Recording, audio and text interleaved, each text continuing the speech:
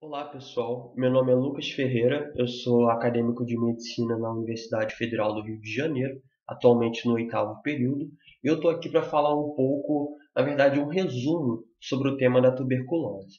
Em se tratando de um resumo, é importante ter em mente que ele não substitui a leitura do livro-texto e nem tampouco uma aula sobre o assunto. Bem, quais são os objetivos dessa apresentação? Então, vamos ver o que é a tuberculose, né?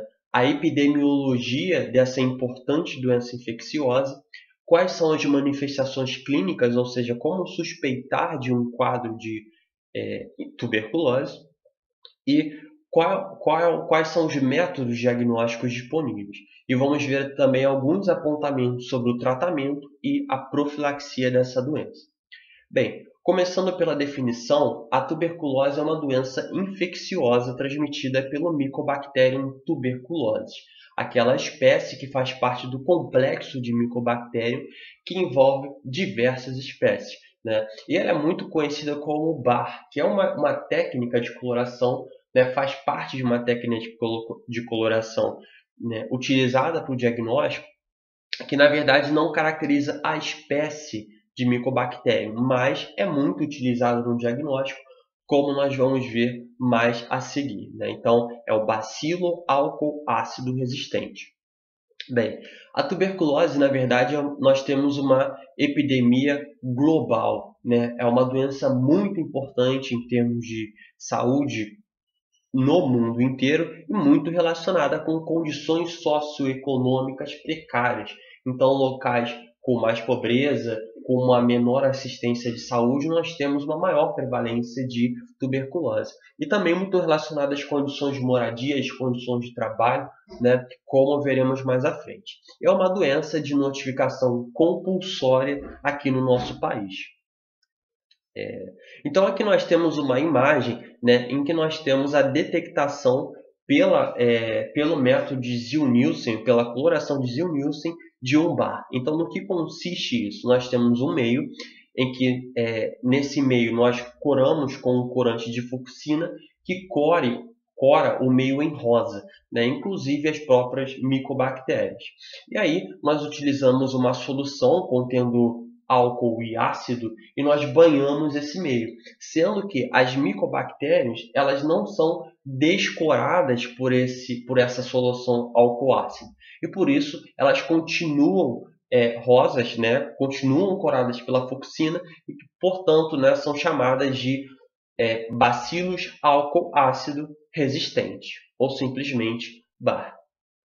Bem, na epidemiologia, nós temos que, na verdade, é uma transmissão respiratória, principalmente nos aerossóis, por isso a importância da máscara N95, né? E muito relacionada ao contato íntimo prolongado. Então, não é um contato de minutos com o paciente. Na verdade, você precisa de pelo menos 200 horas num paciente bacilífero para contrair 200 horas acumuladas e um paciente não bacilífero, mas com cultura positiva, você vai precisar de um contato de pelo menos 400 horas acumuladas, né? Isso significa que o principal meio de transmissão da tuberculose é o meio domiciliar, embora ele possa acontecer também nos locais de trabalho. Mas a tuberculose ela pode acometer vários órgãos, né, de diferentes formas. No entanto, as únicas formas transmissíveis de tuberculose são a forma laríngea e a forma pulmonar, justamente por conta do meio de transmissão respiratória. Lembrando então que a incidência dessa doença é maior em países em áreas com menor IDH, em destaque para a África subsaariana, a Ásia e a América Latina, incluindo o nosso Brasil, né? E os principais afetados eles são homens amarelos. Bem, ainda sobre a epidemiologia, no Brasil nós temos uma incidência de 46 por 100 mil habitantes, né, ao longo do ano.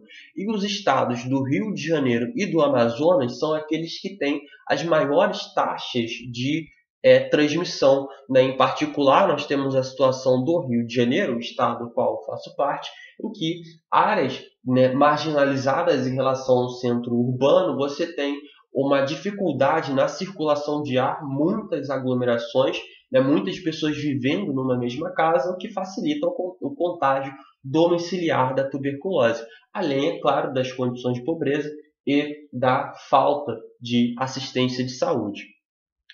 Em geral, a maioria dos pacientes apresenta a forma pulmonar da tuberculose, mas como eu falei, não só o pulmão, mas ossos, gânglios, vasos linfáticos, rim, intestino, enfim, neurotuberculose. Existem outras formas de tuberculose que em conjunto são chamadas de tuberculose extrapulmonar. A tuberculose extrapulmonar ela vai acontecer em torno de 17% dos casos.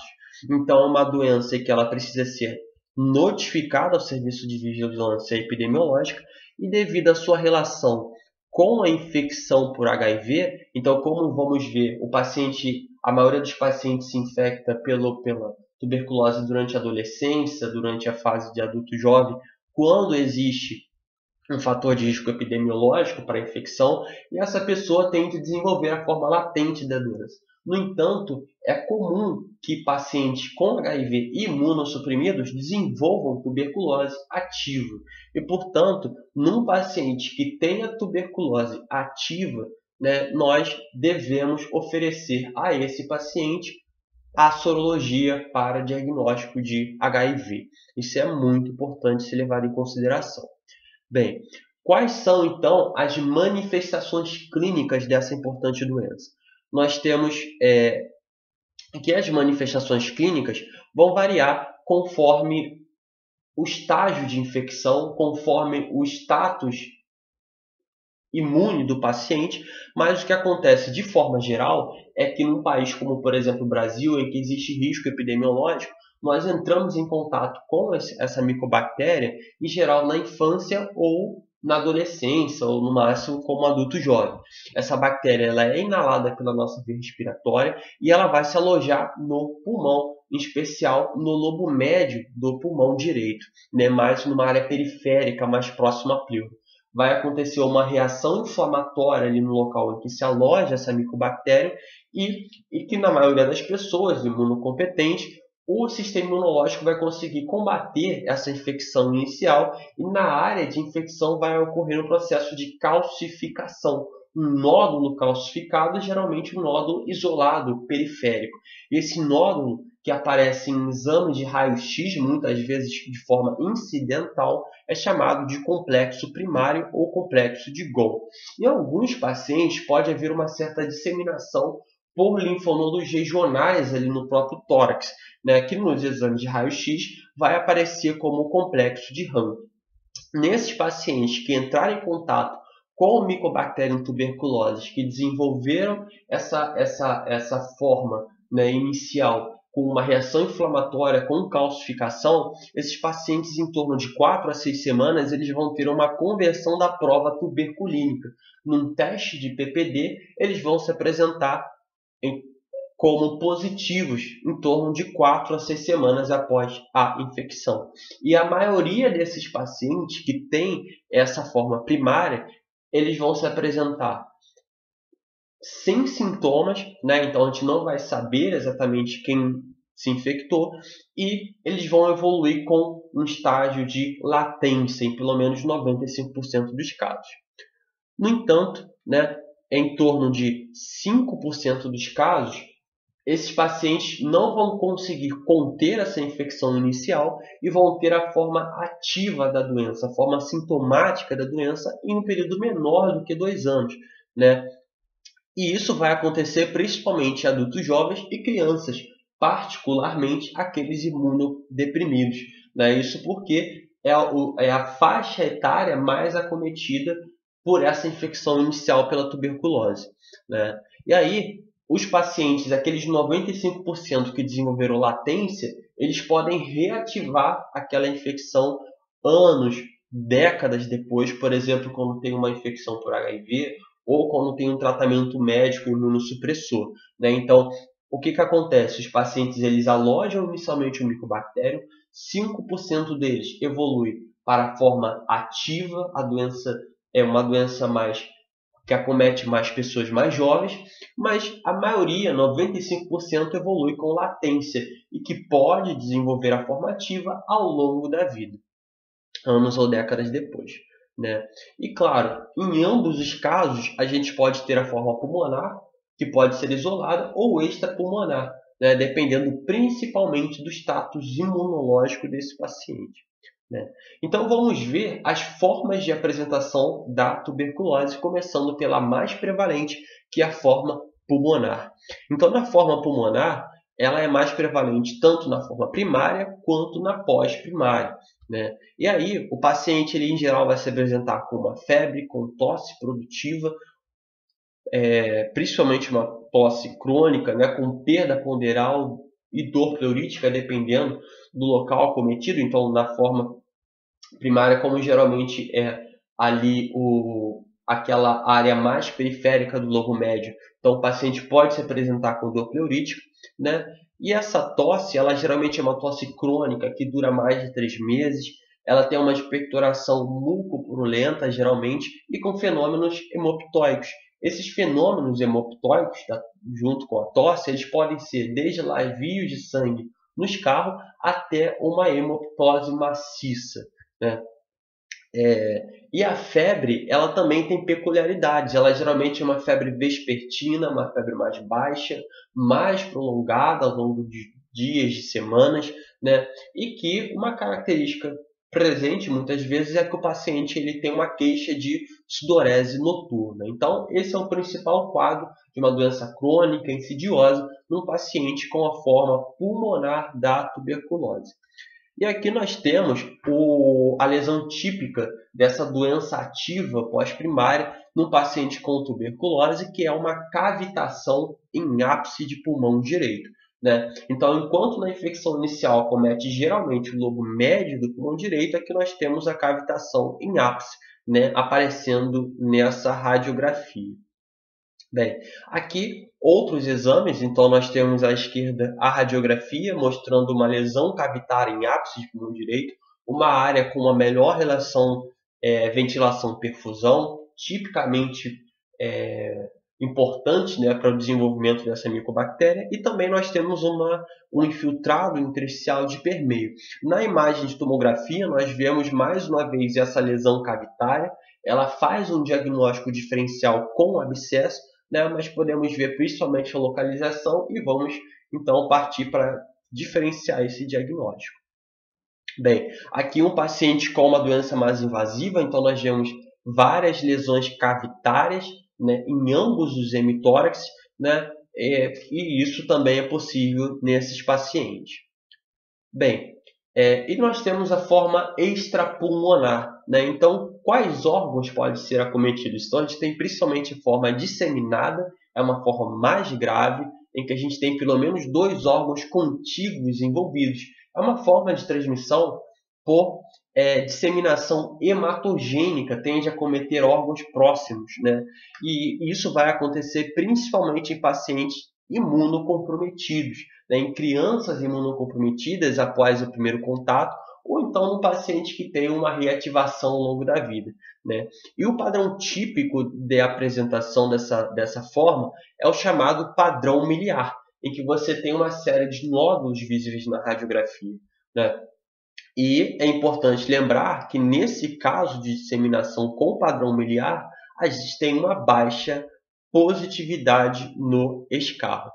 Então aqui nós vemos uma radiografia de tórax mostrando um paciente com um padrão miliar. Então nós vemos diversos nódulos, infiltrado nodular, reticular ou retículo nodular, que acomete ambos os hemitórax, né? Então está bem disseminada a doença, né? O chamado padrão miliar. E aqui esse mesmo padrão visível no exame de tomografia. Bem, outra forma de apresentação extrapulmonar é a pleural, que é a mais comum, que vai acontecer principalmente em adolescente, né, porque tem a ver com o sítio primário de infecção, e de forma unilateral. Então, em geral, você tem o acometimento unilateral da pleura, né? Então, o paciente ele se apresenta dor pleurítica, tipicamente, e se não tiver acometimento do parênquima pulmonar, a tosse tende a ser seca. O líquido pleural, né, após a drenagem, ele vai se apresentar em geral amarelo cítrico, com predomínio de linfócitos, então diferenciar de uma pneumonia bacteriana, né, que a gente tem um predomínio de linfócitos, enquanto na bacteriana a gente tem um predomínio principalmente de neutrófilos, e a gente vai ter uma baixa positividade para cultura e bar. No entanto, nessa drenagem, né, no exame laboratorial da drenagem do líquido pleural, nós podemos ver ADA alta, né, que é a adenosina deaminase alta, que dá uma maior especificidade no nosso diagnóstico. Bem, e ela pode, claro, se apresentar de forma isolada, sem comprometimento sistêmico, sem aqueles sintomas constitutivos aos quais eu já falei. Então, aqui nós temos uma radiografia de um paciente que tem um nível hidroaéreo, né, em hemitórax direito, lá onde acontece especialmente a infecção no sítio primário, um nível hidroaéreo, um derrame pleural, né, que vai ser o achado mais comum na radiografia de tórax. Bem, outra forma também comum de entre extrapulmonares é a ganglionar, né? Então, a micobactéria ela pode se disseminar por via linfática e acometer quaisquer linfonodos, especialmente as cadeias cervicais ou então as cadeias perilares do pulmão. Mas esse linfonodo ele vai se apresentar como um linfonodo móvel, geralmente indolor, com coalescência de linfonodos formando um aspecto pseudotumoral, principalmente nas cadeias cervicais. Mas ele pode acometer, por exemplo, submandibular, cadeia supraclavicular, fazendo um importante diagnóstico diferencial com linfomas e outras neoplasias, com ou sem processo de fistulização. Né? Então, quando existe fistulização, a gente precisa enviar esse material para o bar, né? Ou fazer cultura e PCR desse material que fistulizou para o meio externo. Porém, se não houver fistulização do linfonodo, a gente vai partir para a biópsia como método de identificar essa infecção, né, forma ganglionar. Então, aqui um paciente com tuberculose ganglionar, em que nós vemos aumento de cadeia linfonodal em região, né, cervical direita. Outras formas de apresentação, então a gente tem a forma osteoarticular, que em crianças vai acometer principalmente as epífises dos ossos longos e nos adultos especialmente a transição toracolombar da coluna vertebral, né, com quadro insidioso, muitas vezes sem comprometimento sistêmico, aquele paciente que se apresenta com uma dor lombar, imunocomprometido, né, e aí ele pode estar com uma forma osteoarticular. Né? Então você vai ter principalmente na coluna vertebral as lesões destrutivas com os chamados abscessos paravertebrais fios, no paciente com lombalgia de longa data, com possíveis sintomas neurológicos, tais como paresias, parestesias, incontinência urinária e etc. Bem, e aqui nós temos um exame de ressonância magnética em que na transição tóraco-lombar nós podemos ver uma série de lesões destrutivas nos corpos vertebrais de um paciente com tuberculose óssea. Bem, temos outras formas, então a forma abdominal é menos comum, mas pode acometer aí peritônio, intestino, vias hepatobiliares, num paciente com diarreia crônica, com produtos patológicos nessa diarreia, pode ter um quadro consumptivo também, e importante no diagnóstico diferencial, a ascite, em que a ADA é elevada, né, assim como no derrame pleural. Mas eu não vou entrar muito em detalhes sobre essa forma abdominal. Mas uma forma importante de tuberculose é a neurotuberculose, uma doença com uma alta letalidade, ainda que seja estabelecido tratamento medicamentoso adequado. Né? Então, o paciente ele pode ter tanto sintomas pulmonares e sintomas de doenças disseminadas por vários órgãos do corpo. Né? E aí, com relação à neurotuberculose, ela pode se apresentar na forma meningoencefálica, então o paciente com uma encefalite, uma meningite, e também como tuberculomas, com lesões de parênquima cerebral, lesões expansivas com efeito de massa, que podem inclusive gerar um quadro de hipertensão intracraniana. Né? E aí o paciente, dependendo da forma, se é a forma meningoencefálica ou de tuberculoma, ele pode ter quadros variáveis, mas dentre os sintomas relatados, a gente pode ter cefaleia crônica, síndrome consumptiva, febre, alterações mais específicas, né, do sistema nervoso central, como as alterações comportamentais e também as crises convulsivas. Bem, a análise do líquor é importante na forma meningoencefálica. Ele vai se apresentar com uma pleurocitose elevada com um número de neutrófilos aproximadamente igual aos linfócitos, então tomar cuidado com as meningites assépticas como diagnóstico diferencial, uma proteinorraquia elevada, uma glicorraquia baixa, e a ADA, que não tem tanto valor na nossa suposição diagnóstica, né? Mas quando a ADA é baixa, em geral a gente acaba excluindo, podendo excluir o diagnóstico de neurotuberculose. Bem, como se faz o diagnóstico de tuberculose? Então nós já vimos no paciente que tem sintomas de doença consumptiva, de síndrome consumptiva, febre, tosse, um paciente imunocomprometido ou que teve um contato domiciliar prolongado ou portador de vírus HIV, a gente faz o exame inicial, que em geral é a radiografia de tórax ou a tomografia, que vai mostrar as cavitações ou os infiltrados apicais típicos da doença ativa.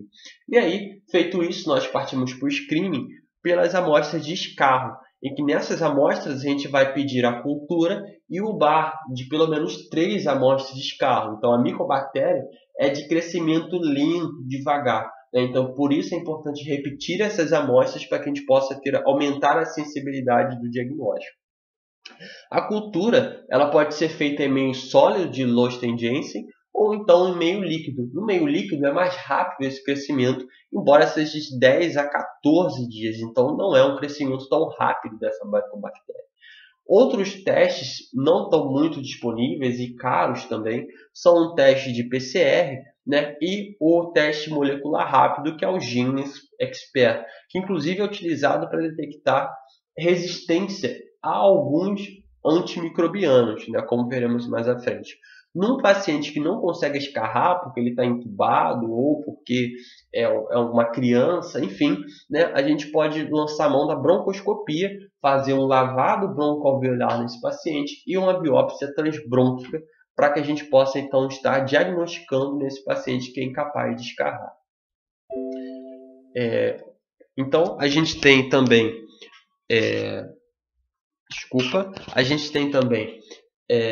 o diagnóstico diferencial. Então, a gente tem infecções que parecem tuberculose, nas primas da tuberculose, por assim dizer, principalmente as doenças fúngicas, que dão um quadro mais prolongado, mais insidioso, né? Então, a gente tem a paracoco, a histoplasmose, o abscesso pulmonar crônico também aparece como diagnóstico diferencial. Doenças não infecciosas podem parecer tuberculose. E aqui em especial eu chamo a atenção para a sarcoidose, que pode gerar nódulos, né, que fazem a gente pensar em tuberculose. Granulomatoses e também os próprios linfomas, especialmente na forma